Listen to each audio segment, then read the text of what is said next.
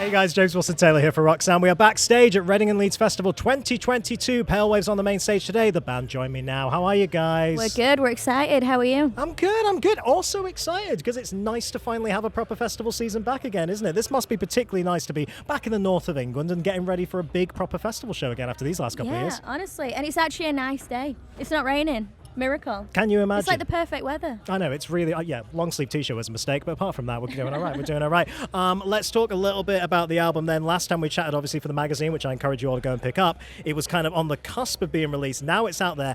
Great chart success, congrats on that. But more importantly, amazing audience reaction from the fans. Really, really loving it. That's got to feel great when you've been working on something that I know you guys were so proud of leading up to it as well. Yeah, and we had the most fun recording this record too, so it just felt so nice that everyone really embraced it and loved it, because we just had, like I said, the best time recording it and writing it. Yeah, such a good experience. Particular love for Jealousy at the minute, which seems to be getting a lot of radio play and all that stuff, which we like to see. Tell me a little bit, I know it's in the mag, but let's tell the people a little bit about where that one came from in the writing process, because, like I say, such a highlight on the record, I think. Well, I just find jealousy intriguing overall as an emotion, and I've always wanted to write a song about it. One day I woke up and I was like, today's the day. We're going to write about jealousy. And then we got the riff, the da, na, na, na, na, and then everything just followed, and it was done within like a day.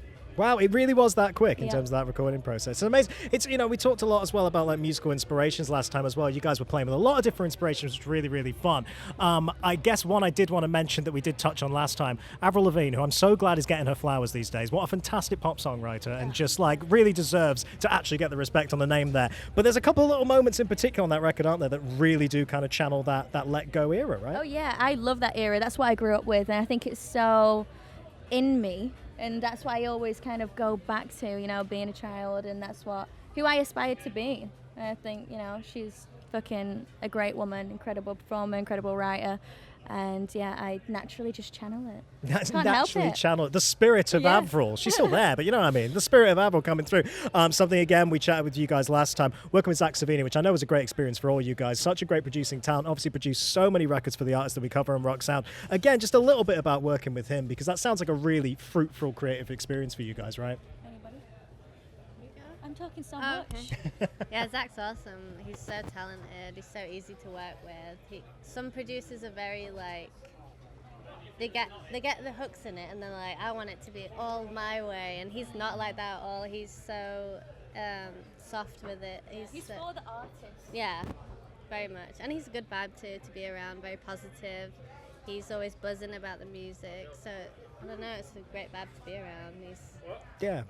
What a great positive experience around this record. It's really cool. I did read something in an interview recently with you guys where you're saying that almost had the hardest working man in show business, Travis Barker, getting involved as well. What happened there exactly? That was actually the second album. Oh, I see. Someone got mixed up along the way. That's really funny then. Yeah, because it would have been so appropriate for this one as well, but arguably even more so. That's the producer that we were working with on the second record, he knows Travis, and he knew that we really he's amazing, look up to him, and he was like, I'll try and get him on a track, but then he was too busy. Hardest working man in showbiz. But hey, maybe down the line, maybe eventually. It feels like it'd be a really, really nice fit at some point, for sure. Also, just recently covered an absolute banger, which is, of course, Teenage Dirtbag, which is one of those songs as well that, I feel like it's been covered a million times, but you managed to put a new spin on it, guys. Congrats. It really worked. It had a nice little unique take. Tell me a little bit about why you chose that song, I guess, and again, approaching something that everyone kind of knows inside out. It's got to be almost a little bit daunting, I suppose, to put a new spin on it. Well, Apple Music kind of just asked us to pick like an absolute banger, and then we all just instantly thought right away, Teenage Dirtbag. Yeah, it had to be Teenage Dirtbag. It's just a song that we all have loved for years, and it's iconic, and we were up for the challenge. Up for the challenge, always. Is that one going to make it into the live set, do you think, at all? We were talking about this the other day. And the other one that we did too was Driver's License by Olivia Rodrigo. Great song. And I've had so many people message me about it too. Really? They want it released on Spotify. Maybe. Yeah. Yeah, fit it in the set. Why not? It'll be a really, really nice one. Again, last time we chatted, you were just kind of in the middle, or maybe just getting close to wrapping up that tour with Five Sauce, which again, such a nice pairing, seemed to work really, really well. You were talking a little bit about how interesting it was to kind of play for those fans. Now that the tour's kind of done and dusted, how are you reflecting on that? It seemed like a really good run. Yeah, it was so fun, and it was so easy, and them as people are just so chilled and down to earth, and the fans are crazy, but in the best way, and so receptive to new music. So hopefully they'll all come to our tour in September.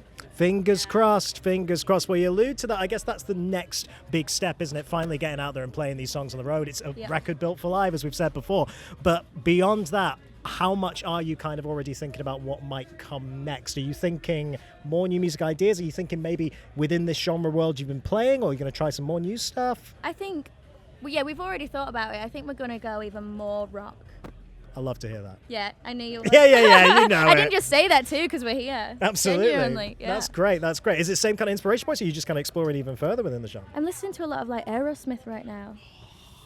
See, now you're talking my language. Yeah. We're going back to Monster Rock. We're going to Donington, all this kind of stuff. So who knows? I don't know what's going to come of the next record, but I think it's going to be exciting. That is very, very exciting to hear. Well, in the meantime, have a great weekend. Have a great couple of shows. We look forward to seeing these tours later in the year. And yet again, just congrats on the record. Oh, and of course, go and pick up the copy of Roxanne with Pale Waves on the cover, please. Fascinating interview in there, if I say so myself. Great to catch up with you. See you soon, all right? Thank you. All right, Pale Waves, everybody.